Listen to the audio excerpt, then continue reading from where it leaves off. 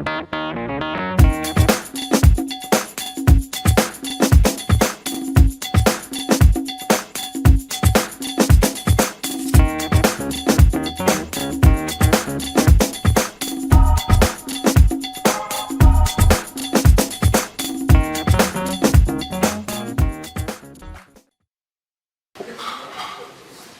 everyone. My name's Tom Chadwin. I work for Northumberland National Park. I'm a bit of an interloper here. I'm not really a GIS person. I'm more on the sort of traditional IT. I came out of web, so I always feel as though I need to watch my words just in case I make an absolutely howling gaffe. I'm also going to have a go at a live demo, which, you know, what could go wrong? And it includes a requirement of using the internet. So let's just all cross our fingers that everything works okay. Although I work for Northumberland National Park, I did a secondment for a year and a half working for all of the UK national parks, and they worked together quite a lot on GIS and had come to a bit of a standstill about web mapping. And so as a result, we started looking at what was available, and we found that there was a QGIS plugin called qgis2web, and there was another plugin called qgis2OL3. Two different plugins, one that exported to each of the two most popular web mapping frameworks, JavaScript and OpenLayers 3. I started working on qgis2web with the person who started writing it, got a certain way with it, and then we made the decision to combine the two, and that's what became qgis2web, current QGIS plugin. It's been around for about a couple of years now, gone through many versions, many developments. You notice I don't say improvements, just development. From my perspective, and talking about managing expectations as to what these kind of tools can do, nothing that qgis2web, qgis2leaf, or qgis2OL3 do happens automatically. You might just click a button and get a web map, that's the intention.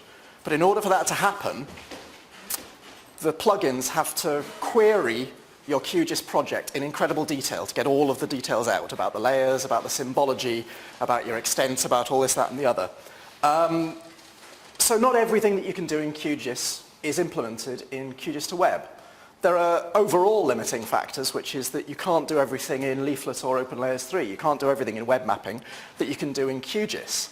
But there are other limiting factors, which are that, you know, nobody's yet developed them in qgis2web. Doesn't mean that they can't be developed. So it does a good job at the core functionality of generating quick and easy web maps, but hopefully not limited completely to very, very simple ones. That's the logo if you install it. It'll be in your toolbar. It'll also be in the web menu. It's available in the QGIS plugins directory. Now, at Phosphor-G earlier this year, the UK version, I talked about the development of the plugin itself, but that was a broader audience. We're a QGIS audience here, probably want to talk about its use a bit more rather than the technicalities of Python coding and things like that. Wasn't exactly sure, you know, how to pitch this, and then Ross came up with the idea that I could base something on my book.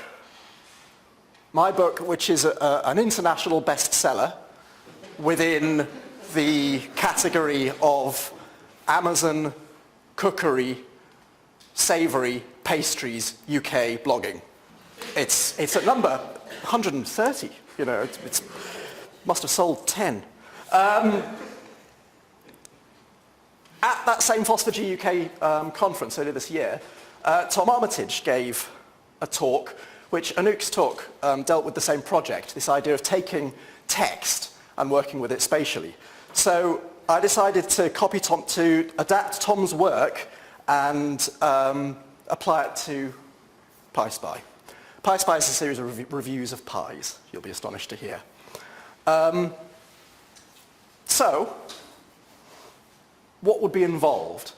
And there's a certain amount of, you'll all be familiar with this as users of spatial data or any data. There's the prep of the data, and then there's the presentation, and then in this case there's the final export to the web. So we'll try and do live demos, because I love those. We started off with the book itself. So it's an ebook. Ebooks are HTML, which is a very simple slightly augmented text format. So I had to take the text out of the ebook, basically get the chapter headings, which is the reviews, with a little bit of data for each one. Then pull that in to QGIS. Then need to geocode it, because obviously, first step, otherwise we're not going to have a map. For that, I've never done this kind of thing before, so I looked up. There's a very heavily used plugin called QGIS, which includes a geocoder. So I fired that up, and geocoding is hard. It just doesn't work. You've really got to hammer on your data and make sure that Bellingham, which is my nearest town at home in Northumberland, doesn't get mapped to Bellingham in Washington State in America, and all sorts of elements that it failed to handle straight off. So there's a good amount of munging the data. But fairly quickly we were able to get a simple data set in place. Okay, those are pies. Doesn't really mean a lot at this stage, but that's what we get from just the geocoding exercise. And if we have a look at the attribute table, I'm not expecting you to read it, but you've got the location, the type of pie, and the date, and then a couple of auto-generated fields from the geocoding process. So there we are. We've got a lovely series of dots, kind of data set you'll all be familiar with. What can qgis2web do with it? Well, here's the icon I was talking about. Fire it up. This is what qgis2web looks like. Here's your preview window showing what it will look like. And it's important to state that although it's a preview, that is actually an embedded web page. That is pretty much exactly what it's going to look like. So we've got a variety of options, not many of which I'll go into, but down here you can see that we've got, trust me, the two options of Open Layers 3 format, which is currently selected, or leaflet. You virtually can't tell the difference. They're two different frameworks. I won't talk about the benefits of one versus the other, though I'm happy to talk about that independently later on if someone would like me to. But the point is, it tries to recreate the same kind of map regardless of which framework, Open Layers 3 or leaflet, you want to try to use. So what else can we do with it? Well, let's give ourselves a bit of context with a nice tiled background map and hope that the internet connection has held up. It has. Aside, I don't know if anyone has registered the fact that in the last few months, does anybody know if you pronounce it Stamen or Stammen, the company in New York? Well, let's stick with Stamen, I guess. They produce, you'll have seen their watercolor base map, which I think Tom and Anouk used in some of their data. This is their terrain one, which used to be limited only to North American coverage, but they've made it worldwide now, so it's quite an interesting data set to start looking at. Not just for visual presentation, but there's some quite good underlying data there that you can use. So you can give yourself a base map. That's great. What else can we do? We can cluster the data, and so you get nice clusters of the points. You can tell where I live, and in fact where I work. Clusters of points. You get pop-ups on each, which has the underlying data. Doesn't look like anything great at the moment. We'll look at that presently so you can see how we can improve that. So that's a basic data set and what we can do with it. But that's not all that QGIS can handle, qgis2web can handle. How about we change the marker type from a simple marker to an SVG?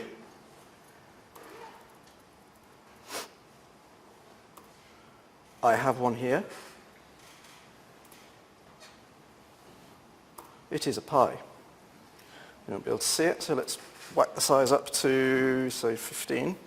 We have some pies. You can see that the data's coming through all right. Not a problem. Everybody loves using a pathetically tragic bit of clip art for their marker symbology. Forgetting for a moment the fact that this is trivial data, how could you start to present more complex data? Well, for instance, let's think about the underlying data that we've got here. Each of these is a different kind of pie. So let's abandon the SVG as frivolous, go back to a simple marker, but let's change, well, while I'm here, let's see, again, let's get a better visualization of where I've been. We can try a heat map renderer, and we'll change the color ramp to one that I've created imaginatively called pies. And you can see that, again, to a greater or lesser extent, this gives you a heat map representation, sort of point density, of where the location of the data is. As I say, let's talk about the pie type. So let's change away from the heat map renderer, and we can look at a categorized renderer. We will choose the column pie and classify. Oh, no, we'll delete all of those and we'll change the base size to something bigger. So change it back up to 15 and then go to categorized and classify on pie. So there we've got different color per pie type. You can see the different pies listed there. And again, the same information gets pulled through. So you can start to have analytic maps. It also supports a graduated renderer as well. I can't demonstrate it because there's no numeric data in this. I suppose I could have mucked around with the date field and we could have shown some kind of thematic gradation on date, but frankly life's too short. So that gives you an idea as to what can be done with that side of things. Now, the pop-ups, as I talked about, aren't anything great to look at the moment, far from it. So let's try and solve a few problems with that. The first is we've got, as I say, a couple of fields that have come in from the geocoding. I assume what's happened is it's matched this address and it's pulled in a couple of extra fields from the data source. I'm not interested in them, they being completely irrelevant to pastry, so let's get rid of those from the pop-up.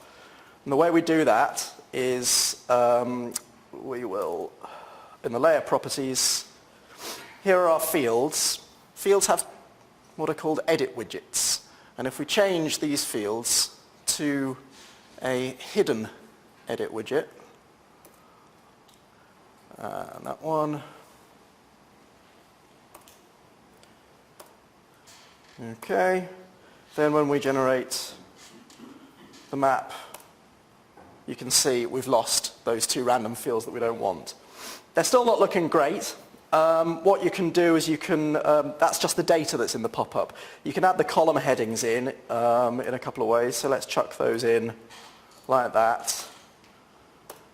And you'll start to see we're getting the data in a slightly more meaningful way. It's still not brilliantly presented. So I thought I'd show you, we can talk about the fact that the output from this plugin you could put up on the web, and if it's good enough for what you need, it will run. It absolutely doesn't need anything else doing to it.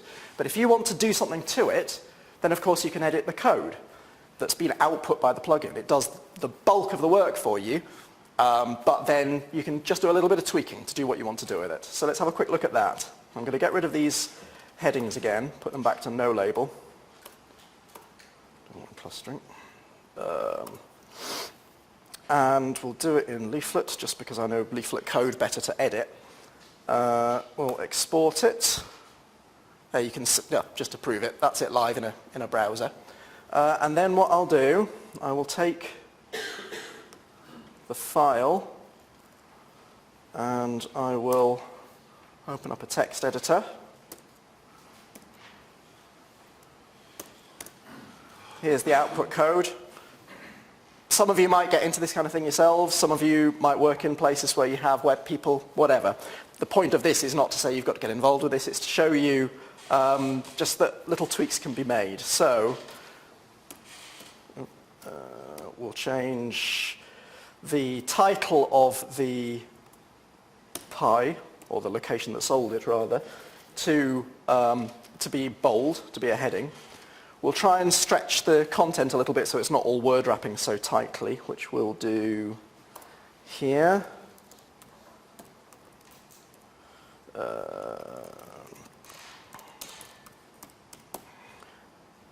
And maybe change the, let's change the color a little bit. Save that, and then if we go back onto the web page, so this is the current, how it looks like, and then if we refresh it now, you can see we've now got emboldened text there. We've got a slightly paler grey. This isn't looking great on this particular screen. I'll enlarge the screen a little bit. And one other thing that, space, no wrap. So that gives you an idea that you can delve in and make the changes that you need to. Small changes like that.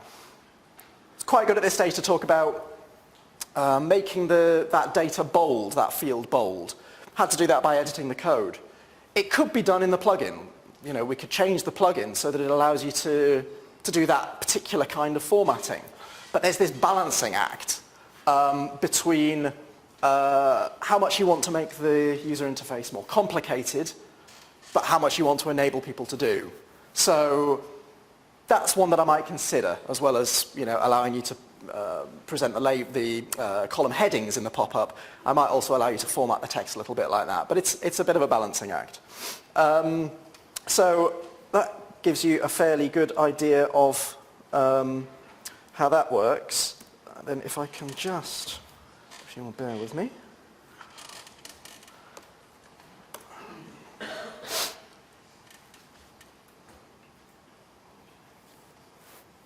It's always under development, and this development comes from two different directions. One is QGIS itself develops very, very quickly. Those of you who use it will know that the release cycle, if you want to follow it, is there's a new version every 3 months comes out. And even if you just want to stick to the long-term release version, that comes out every year at the moment. So development is required of the plugin to keep up with the changes that are brought in there. Pete's going to talk about some of the new functionality that's coming in. Two are of specific interest to me, in fact, which he's going to talk about. One, you'll see that I had to check a box to change a point layer to be clustered, but he's going to talk about there's going to be a cluster renderer, so I'll be able just automatically to cluster layers that are clustered in your original. And the other one is I've got that list of pre-coded base maps, which is where I got the Stamen base map from. It's about to be released as developed by Lutra. You're going to be able to incorporate those kind of layers natively into QGIS, so they'll be able to be pulled in, and it'll allow you to do other things like work with the transparency and so on. So there's a lot that can be done. There are other things that it doesn't yet do, just through time constraints. Layer groups are not at all well supported. I've just discovered that you can do blending modes online. Browsers are starting to support them quite well, and that's quite a key cartographic edge that QGIS has over other GIS software. So if we can implement that, then I think we're going to have yet another way in which you can start to enhance the output without having to edit it manually. The last thing I'll say, I am going out for a drink after this. Please do not buy me a pint. Please buy the book, which as of today is half price. Thank you very much.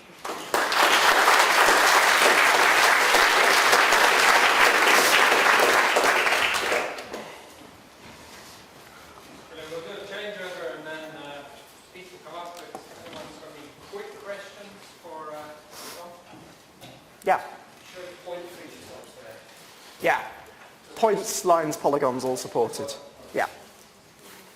And it does quite nice things like if you've used QGIS 2.14 onwards, and if you've started to play with the 2.5D renderer, it'll respect that. It'll output, so you can do that screenshot that Anouk showed of the extruded polygons of, I think it was London. It can replicate that as well.